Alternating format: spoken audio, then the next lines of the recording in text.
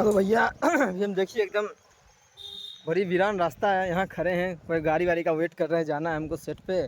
कुछ पता नहीं चल रहा है कैसे जाएंगे कैसे नहीं जाएंगे। अरे दिखा दिखा एक गाड़ी आ रहा है, देखते क्या है कौन है, देखते हैं लिफ्ट मांग के लिफ्ट मिलता है कि नहीं। ये देखिए पीछे गाड़ी आ रही है, देखते हैं कौन है, कैसे रुकवाएं, देखते हैं रुकवा के रोकते हैं कि नहीं।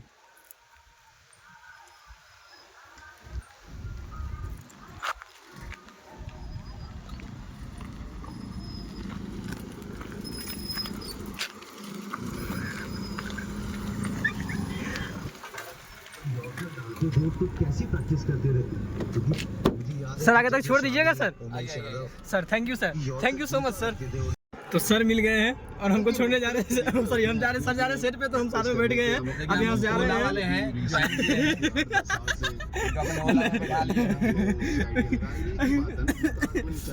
सर जी एक आवाज से क्लेमो डालेगा, लेकिन करें यहाँ पर बॉल भरोसा नहीं रहता है करार पर। क्लिपो डाल देते तो वो डाल देता है क्लेम।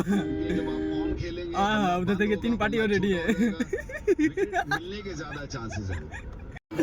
आइए सर। सर ओला का बैठिए बैठिए सर, बैठिए सर।